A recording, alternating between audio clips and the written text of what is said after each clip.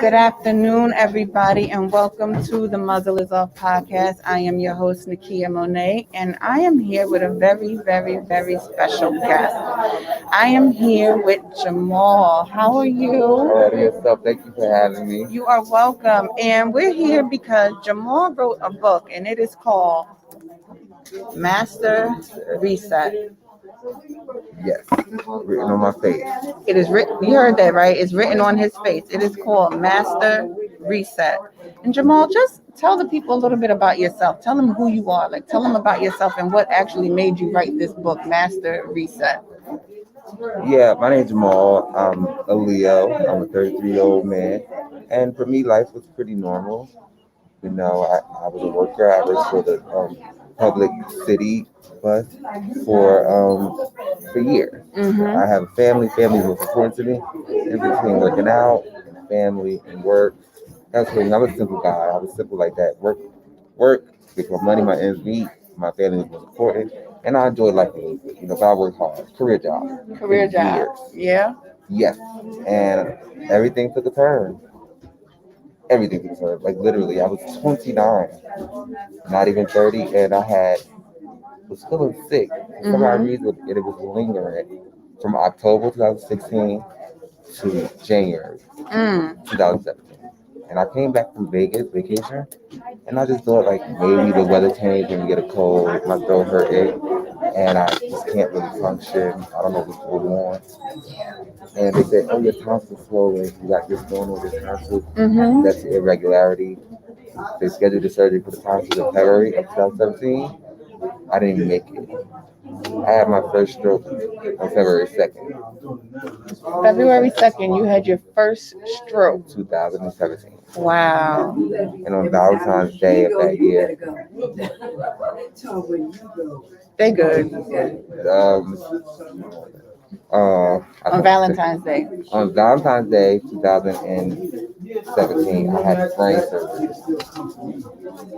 brain surgery. Yeah. Wow. So I had the first stroke, and I didn't know I was delirious.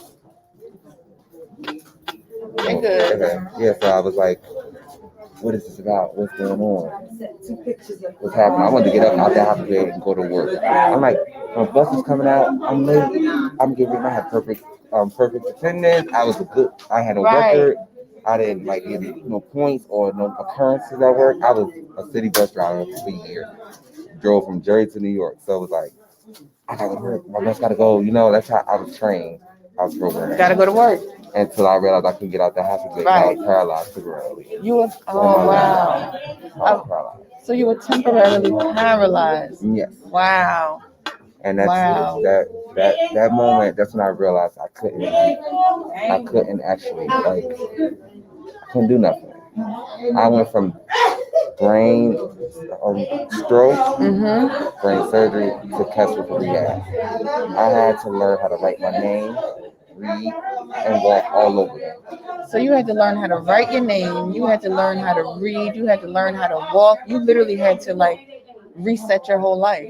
Yes, that's the purpose of Master Reset. Master Reset. And it happened twice. So the first stroke I found I had tumors.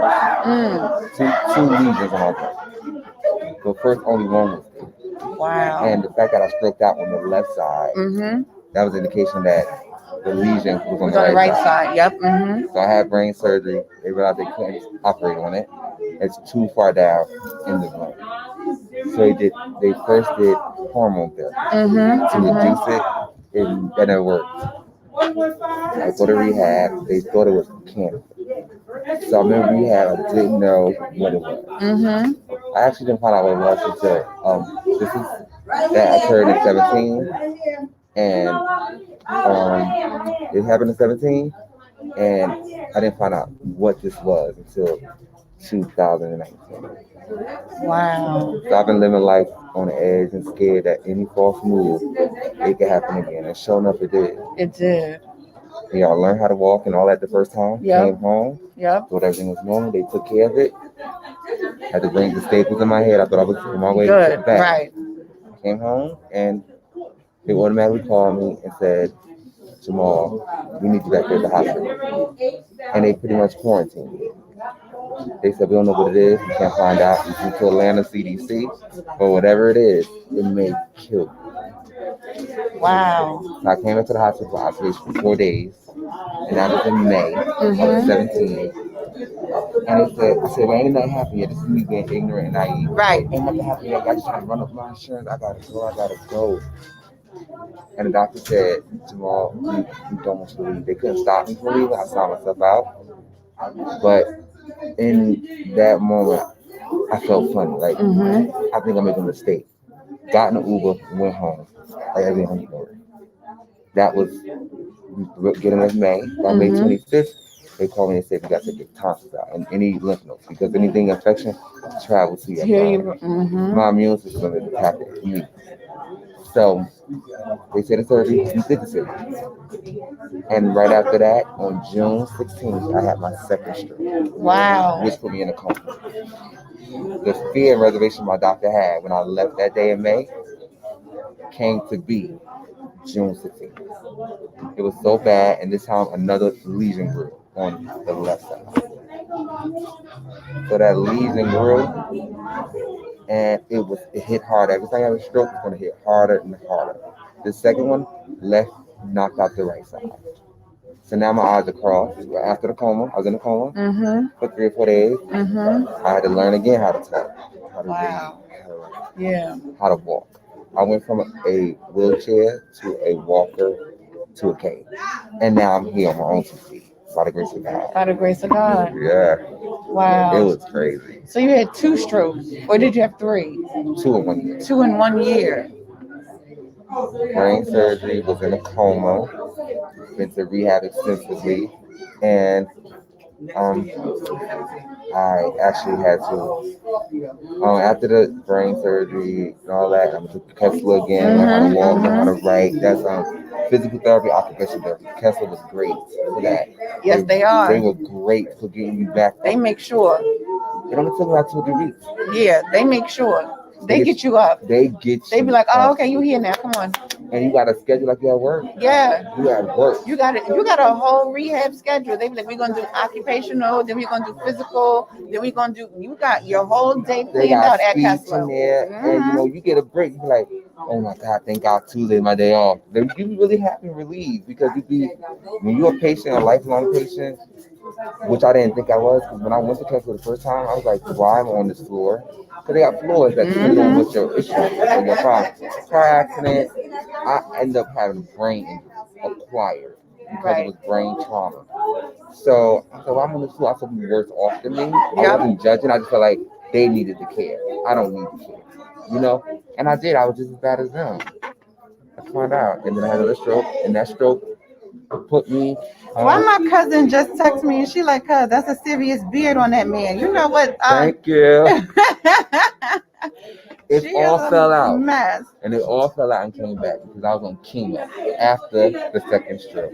After the second stroke, you had to go on chemo? After I was in the coma and everything, they put me on chemo in order to try to shrink with the leak? Yeah. Because another one grew, and they felt like they were going to keep growing. If I didn't get into chemotherapy, I would eventually just lose it. And were they cancerous, or no, they just kept growing? They kept growing. They found out and discovered my own immune system was attacking my body and trying to kill me. So it's finding areas to clump up and be in place, and that's what it is. Traveling up my spine, I had several spinal taps, and they discovered that my immune system is over producing white blood cells. Yeah. So now they're going to start attacking normal tissue, normal functioning organs.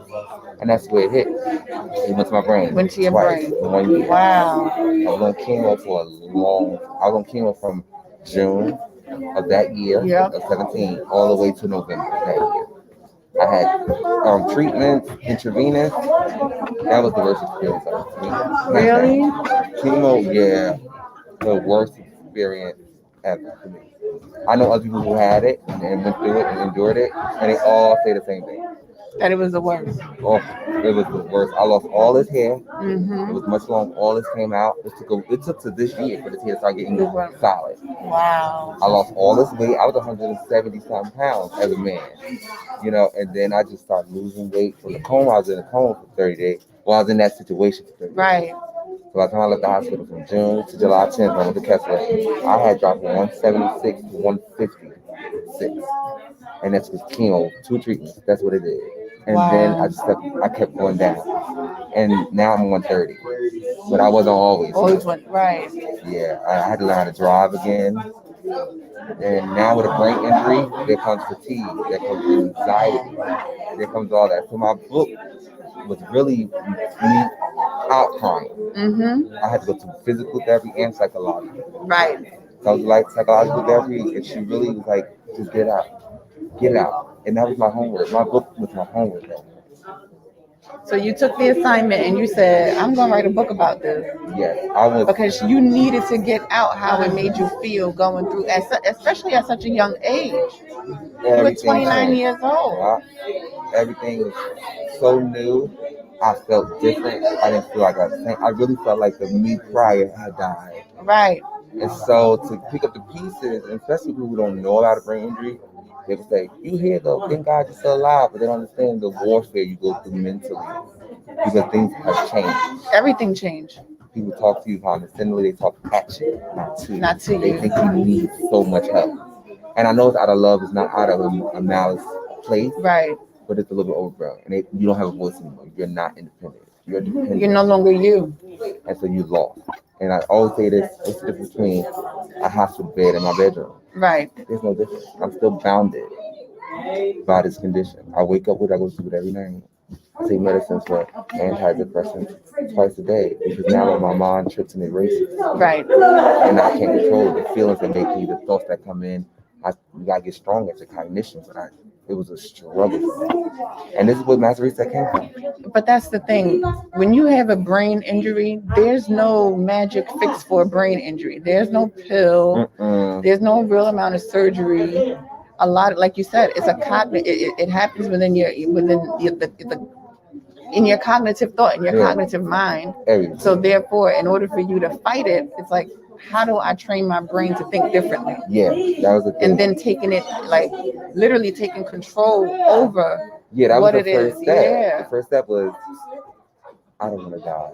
I don't want to be with this bed withering away. I got to do something. I sought out the psychological therapy. I went further past doctor's request.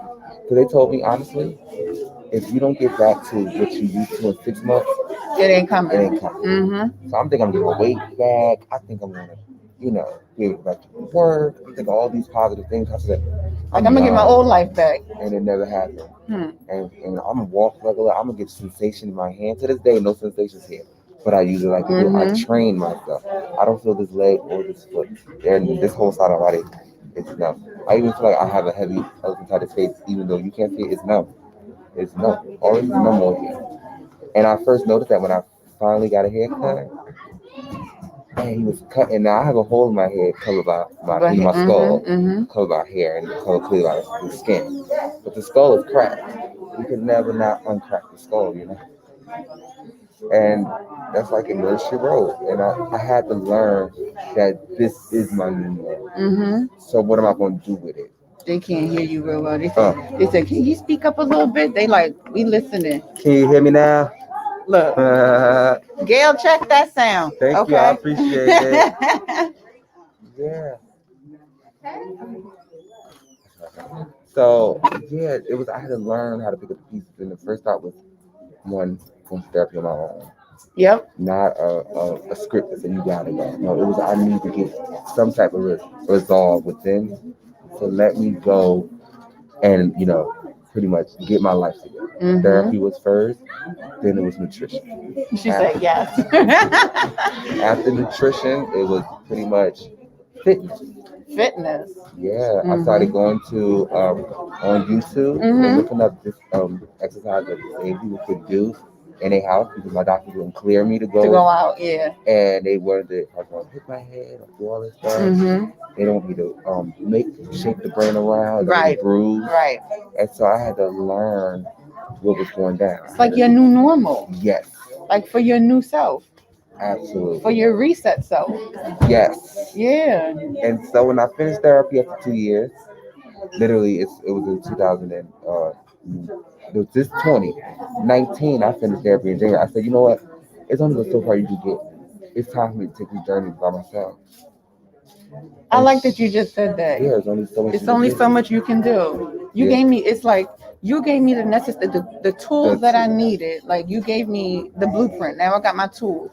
So now, okay, think 2 years we here. Now I got to take this In further. order to get better from just that point she got me to, and all the things I was doing. For me to grow and graduate, I knew I got to take a little bit of responsibility for myself. I Right. gotta, get this thing together. I gotta, get in control of this. And with that, I knew, that power was mine. I wanted my power back. I wanted my independence. I could say this. I'm 33 years old now, but I've never lived alone. Because when I was going to, one, I'm close to my mom, my brothers, and my unit. We live in a house, but I never had that sense of go through my own thing. Always made money, always did that, but we strong in numbers, so let me bring it back to my family. And then as my brothers grew up, I'm the oldest, they got to live the way I always see myself. Yep. Yeah, so now they are parents, they are, they grown men, only got brothers, so they doing their thing, and I'm happy. I feel like I played a part in that because they were younger than me, so I had to protect my brothers. Right. I had to show them the life they could live without the illegal things, all the malice, all the bad things we can all get into if we choose to. Right. I didn't. And so I never got to leave outside my mom's house. And when I got sick, then I can't leave for 5 years. Right. When you don't chemo, you're in remission. I only made 3 years this year. About 2 more years before I'm just even normal. It's not like you're gonna be excellent. It's just to get to normal, you gotta to 3 to 5 years. You gotta wait. Because anything can happen within this period. So you're still on the journey. I'm still in the red zone. But I'm still fighting. I actually got a surgery tomorrow. Tomorrow? Yeah. It never ends. That's the thing. You have a brain injury, it leads to everything else. That's what that book about. It didn't just stop at the strokes and the chemo and the different surgeries then. No, every year I had surgery every year since. Every year. Every year. Because when you stroke, you just thinking physical, everything in you strokes out as well. So yeah, I'm young, but I have a long list of medical problems. I'm actually sitting here from a surgery that was like maybe a week ago too. Just the fourth one within a month or two span. This will be the fourth one tomorrow. I have a foreign object inside my kidney right now. But I'm still here and I'm being professional, still show up. So I believe in with my work. It really came from my struggle, my suffering, my pain. I'm still in pain, but I ain't gonna look like it, and I ain't gonna show it. Look, because he don't look like it, right? That's all I'm saying. Period. Listen, if y'all can see the whole outfit together, he came up in here, okay? Giving the best that I got. Listen, at all times. Period. I know that's right. So the book is really, really. I pledge fraternity. It got some of my good things too. I didn't stop. Once I got to therapy, I finished that book. I said, what should I do with this? You know what I'm saying? That book is so good. That was homework. You should publish it. I ain't think it was that good, honestly. I was like, but this is my thoughts. Like, I don't really think people want to hear about all this stuff. People hear. They listen. And if you look like certain way, but you have all that, you gotta make them believe it because they don't believe it by looking at me. So when I went shopping for deals, so I went to a main company that's a big house, I call it, that will advance you. They said $500,000. I didn't take it. Why? Because they will own my royalties. They will own my story. You wanted to own that? That's right. That's my story.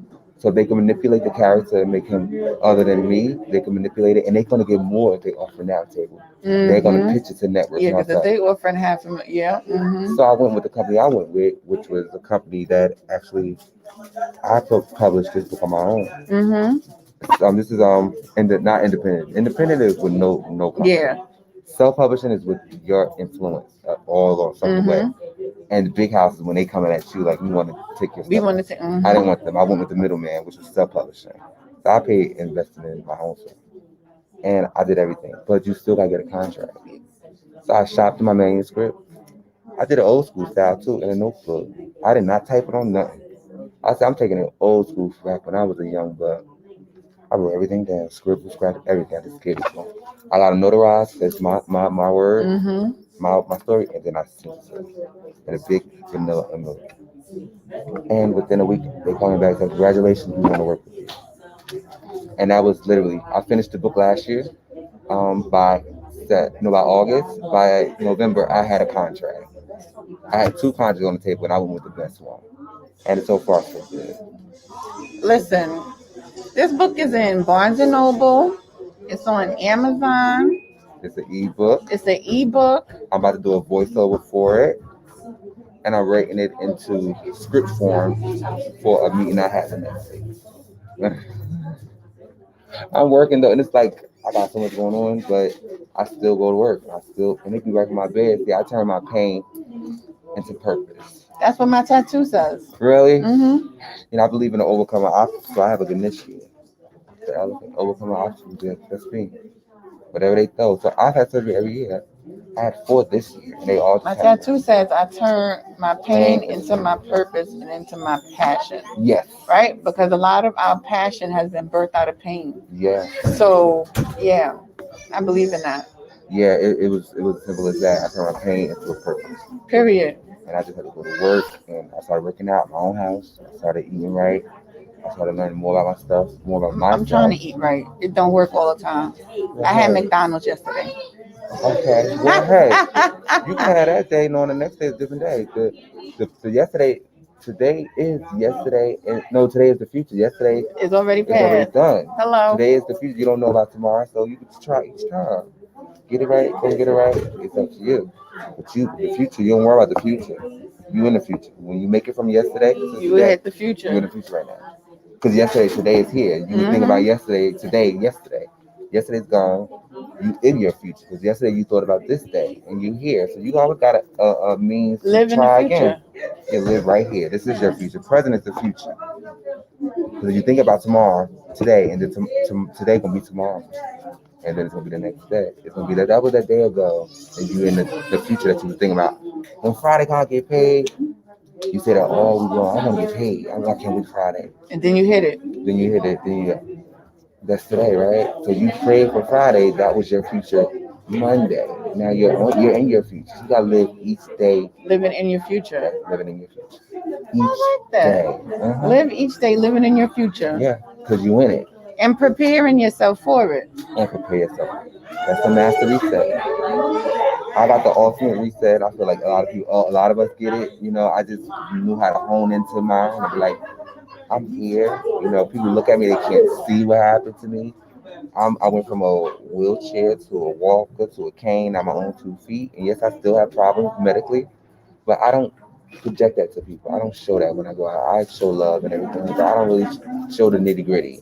But it's me trying to be productive and redirecting myself from all of that. It was the struggle. And that's good. And you have a good support system. Yes. My family, they're all around. Y'all can't see them, but they are here. They're here. Like, best friend is here. Yes, my best friend is here.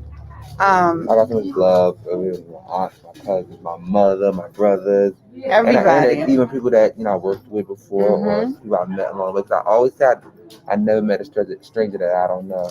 Thank you for saying that again. Say that again for the people, because I think people need to hear that. I never met a stranger that I don't know. I never met a stranger that I don't know. And I like that. I like when I heard you say it. I'm saying, I'm infectious, baby. He said he infectious. Y'all better catch that. Listen. Yeah. Catch Master Reset. It is definitely. People been telling me they've been crying and stuff. I don't really know. I wrote it. That's how I lived it. So it's lived it. I lived it. Let me tell you, some of the best stories you can tell is the one that you lived. Yeah, it's the only one because you actually had an experience on it. I don't think I ever could write as raw as I did in that book from a non-fiction perspective. Right.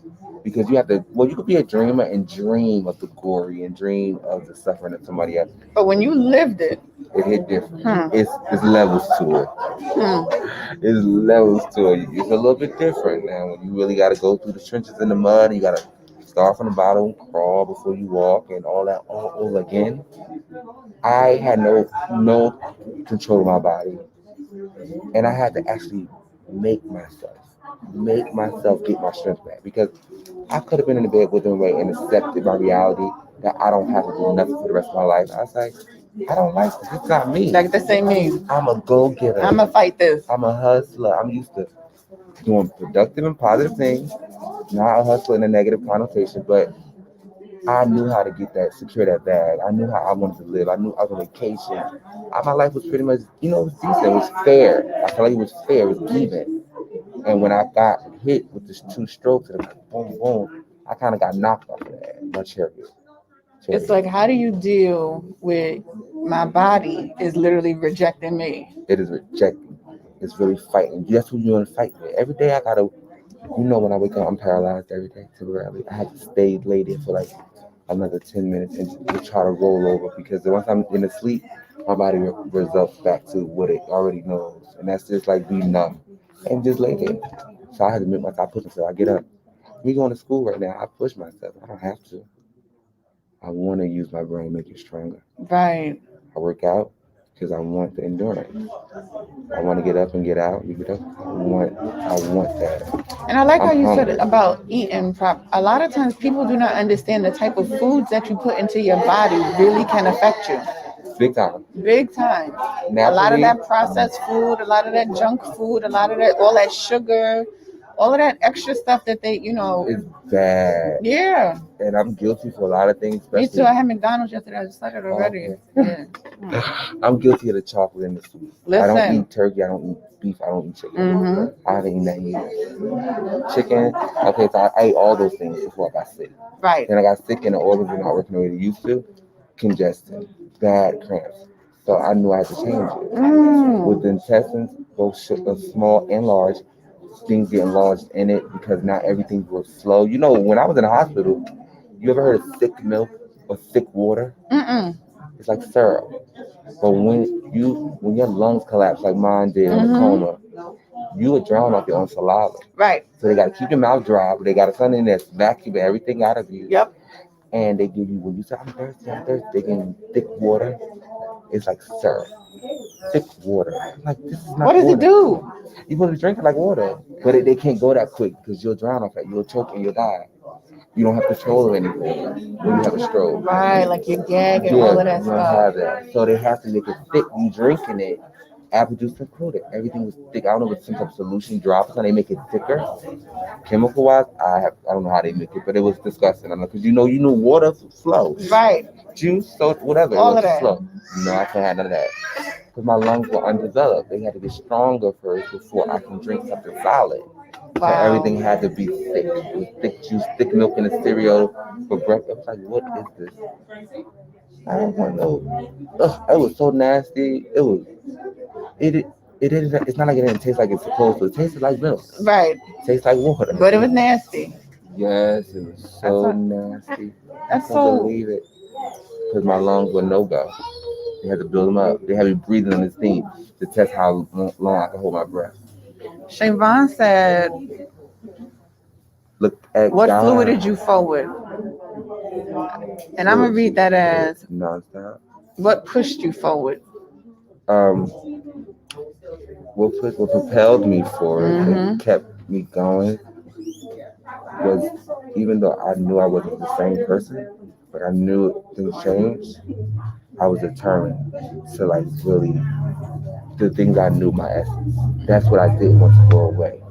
I can't have children. Who you are at the core of you. You're like, I didn't want that to go away. Yeah, they took a lot of things. I lost a lot of things, and I realized I don't want them taking anything more. So if I'm a strong man and I'm a person like to dress and have a good life and be kind to people and take care of my family and be there for everybody and stuff, I got to get myself right. I'm no good to nobody else, but I'm good to myself. And they kept telling me all these things. I was losing everything. Some of the stuff is trivial. My nose ring, my chest ring, that's trivial. I lost a car. Credit went crazy. I had no job. I'm sick now. And I had a great job with it for like transit and driving the bus. I made a lot of money. I had a brand new car. I was doing my thing. And then tragedy strikes. You have to adjust, but you got to pick some L's. And my L's was not for a loss. It was for a lesson. It was a lesson. I like that. Your L's were not for a loss. It was for a lesson. I might have been bruised, but I wasn't broken. And I knew at some point I had to get down to nitty gritty. I gotta really fight for this. And that was what kept me with my family. I love my family. I didn't want to die.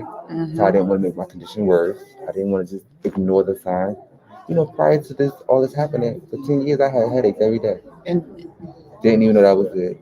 That was my ignorance. I thought it came with job, being a chef. right, Like, stress, every day, whatever. I had to take myself medicated, Tylenol PM, in the morning, in the afternoon, and at night.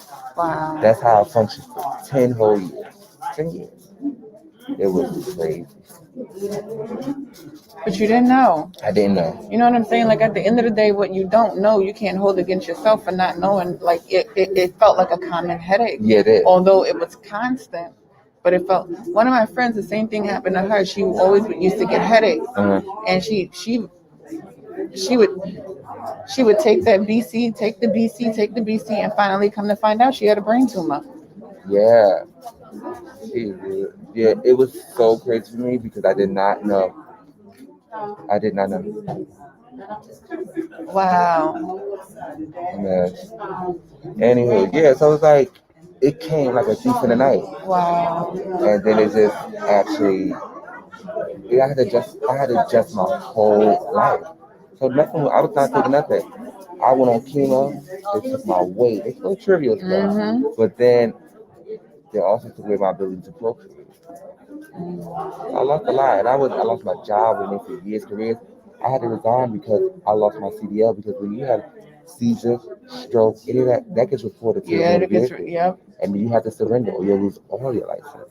So I went to the DMV with 6 staples in my head just to keep my license fresh out of Kessler. But they wouldn't let me take my CDL. I lost all that. I worked hard for my stuff, and I felt like I just lose everything. I lost my car, I lost a job, I lost a piece of my skull. And now, I'm losing all my weight, and now you tell me I can't even have kids. I can't have kids. So it's like, what I do now? And why my best friend, little mini me, she's born that same year. And they would FaceTime me in the hospital as my bed getting pushed by the remote, sit me up. So I couldn't control anything. She FaceTime me, and she's smiling. So every day they say, check your best friend. I was the only person she would smile for. She would cry for everybody else. And that solidified us as best friend. It's still saying. That's really inspiring though. Yeah. And I think that people, when they actually do read the book, they'll be inspired. I've heard that. They will, they'll definitely be inspired and encouraged and uplifted to continue on, no matter what you're facing, no matter what obstacles are thrown at you, no matter whatever your struggle is. You'll continue on. You'll move forward, and you'll allow yourself to be propelled into your destiny. Like, this is destiny. Yeah, you had one idea pre-stroke, right? You had one idea. I'm a bus driver. I'm doing this. I'm doing that. One accord. Right? But then life shifted. Yeah. There was a change of plan. Absolutely. So now I got to re-put this puzzle that I'm calling life back together, but I'm doing it in a different way. And I'm doing it via Master Reset. We all deserve one. We all get one. We don't take advantage of it, and we don't see it. We do. You gotta kind of like simplify your life. Simplify your life. That's what I always tell people. When you simplify your life, you'll get down to the nitty gritty of what it is that you do, what feeds you, what feeds your soul, what inspires you, what motivates you, what moves you. And some things don't require your attention. When you simplify your life, you'll know it. Some things don't require your attention, time, mouth, words, none of that. Struggle. That's right. Theirs. Keep it moving. Period. So listen, y'all, we about to sign off from here because we are actually live at his book signing. That is going on here at Gallery 603 in Union, New Jersey. If anybody wants to come out and support his book signing, wear your mask. Yes. Okay. Yeah, because I'm high risk. Hello. And I got on high fashion. High risk and high fashion. Okay. Listen. Okay. He said I'm high risk. Thank you for coming to interview me. I really appreciate you for coming. You are welcome. I had a good time. Listen. This was a good conversation. I like this. Yeah. That's what we do. We talk. Yeah, like you go for the questions that make a person think. Like people ask me about the book all the time, but not like you do, Some people were there when I lived that life, they saw it. And people say, what's your favorite chapter? I'm like, I haven't written it yet. Hello, because I'm still here. Yeah, I haven't written it yet. It'll be something joyous. This is not a celebration. This is a transformation. That book ain't no celebration. I hope y'all understand what he just said. This book is not necessarily celebration, but it is a transformation of life. Yes. How do I bounce back after being injured? A brain I injury. had a brain injury. Some of us had heart injuries. Yes. Some of us got mind injuries. But how do you master reset after being injured? Find your purpose. Find it. Find it, please. All of it. We need it. Because then how are you going to be good to the next person? You can't if you're good to yourself. That's it. You need to be good to yourself. Find it, y'all. Be good to yourself and be good to others. You get a long way that way. You don't be nice to people and kind to people just on GP just because. Forget about it. Just like he said before, he said earlier, he said, I never met a stranger I didn't know. Nope. So if you run through life meeting people and understand they're not a stranger, they just, I know you. How you doing? I never met a stranger I didn't know. Gotta be kind to people, show love. Everybody's the same. It's no such thing as black or white and all that stuff to me. It's only one race, the human race. Mm-hmm. We are humans. So you treat me with kindness, that's what you need to be getting. And when I get up each day, I don't think about who can I take down. It's like, who can I work with? Who can I collab with? Who can I uplift? Who can I build? Who can do the same thing for me? Because you want it hand in hand. One hand wash the other. Who can I restore? Who can I rebuild? Who can take from this? But that's what this is, the Master Reset. This is a book of restoration and rebuilding. Yes. How do you rebuild life? That's what this is about. It's about literally rebuilding your life. Yes. Okay? And I hate the word no. You know I hate the word no. I hate no too. I don't like when people But no became my favorite word. Well, I like to say it to folk though now. I don't like when y'all tell me no, but I like saying it to you. I'm just saying. Yeah, I had to learn that. I didn't have that. Me either. No. I didn't. I just learned this too in the last year. Okay, so we've been working on the same time. Yeah, we on the same. Yeah, all of it. Okay, we here with it. We see because I was the yes of everything. Almost killed. Hello. Taking on people's stress and stuff, they become yours. Almost killed. Now if you call me and you ain't say, well, hey Jamal, how you feeling? Can I? If you ask me, well, what's your mom? You call me about another person. Don't do it. Involve me and steal my energy. I'm all about keeping my energy. Stealing energy. Steal my energy. That's it. You didn't pay me. I'm looking for your mother. I'm looking for your brother. Go find them. Hello. And leave me out of it. I learned I had to learn no. I don't feel like going block nowhere. it. I don't feel like when my body gives me signals. Let's see your gut. Listen, I gotta hold you. That was a cliche. No, that's the truth. That's the truth. When I don't feel it, I don't go to it. That's right. No more pleasing nobody. I'm like, I want to go. You know, my friend said, let's go. And I really want to go. But I'm going to do it. I ain't doing it. Absolutely not. I'm tired. I ain't going. I used to feel guilt behind that. Me too. And I don't feel guilty no more. No. I changed my mind. Oh, well, it is what it was. You go have fun. Knock yourself out. I don't want to go. I'm not doing that. Same thing with my family. You got to put down the boundaries. Set the boundaries. And ultimately, with the message that all you're trying to do is balance. Something went wrong because you were doing too much of something, either right or wrong. But something went wrong, and you became off balance. And then look, the one that you was doing something too right. Now something went wrong. Now your too right go down, and all the wrong in your life gets up. Now you get that right balance. You need that, or you will go insane in this world, especially with a brain that is really working on its own accord. My brain has to rewire and maneuver for places that are now injured. Mm-hmm. So now my brain is racing. I can think a million things in one time, and it's overwhelming. I get fatigued. I get sick by having thinking too much. That's thinking too much and critical. I had to learn how to meditate. When I work out, that working out feels so good. Just close my eyes at the end of it and give myself the time to have a blank mind, a silent mind. My mind is always racing. And I don't know if it was like that before, or maybe I had more control of it back then. But I know my brain is injured, so it works differently. Right. I had to cater to that. Instead of saying this is not a real thing, mental illness is very real. Very real. It's very real. It's very, very real. We need to get him back to everybody that came out here to support him. And listen, we could definitely have this conversation again. Because I think it's important, like you just said, mental illness is very real. And I think that people need to be more aware of it. I have done shows on mental illness. I have done shows on mental health. I've done shows on all that stuff. But I don't want to just do a show. It has to be continuous because it's a continuous fight. It's a continuous struggle. It's something that we will continue to have to try and get over every single day. So I think that you'll be back. We're in a fight. On the good Man. Muzzle Is Off, you'll be back. And we're going to Yeah. continue the conversation, especially when you get into your second, third, and fourth book, because this ain't Oh it, yeah, this is you not know. over. And, we'll continue it on. Yes, and I thank you for really coming to interview me. This has been a great conversation. I You really are welcome. had a good time. No, and thank you. You know what I'm saying? Because when I remember when you were here The and you were first doing, time, and you were like, all right. I was like, okay.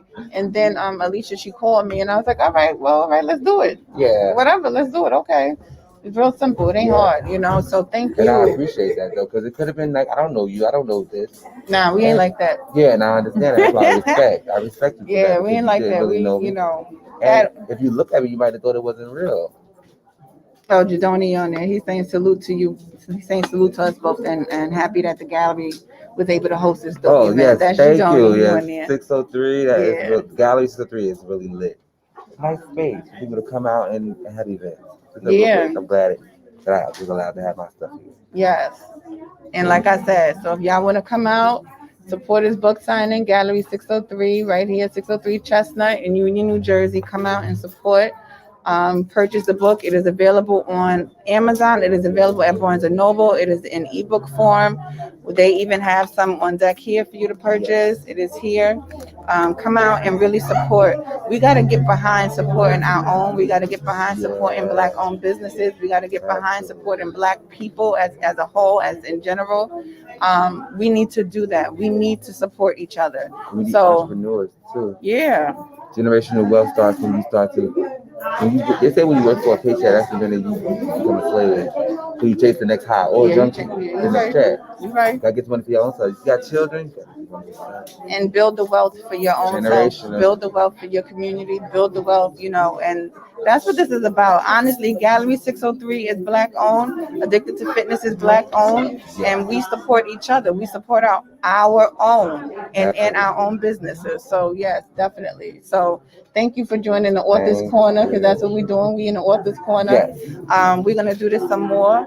Thank you guys for tuning in. I appreciate it. Thank y'all. We're gonna sign off. Thank y'all for joining, and just remember, I know that's right. Okay. Come over here. Oh, I'm in the wrong spot. Like this. You know what? Boom. Thank you guys for watching. I hope y'all enjoy the rest of y'all Sunday. Again, this is the Muzzle Is Off Podcast. I'm your host, Nakia Monet, and I'm here with Jamal McLaurin, y'all. Bye. Bye-bye.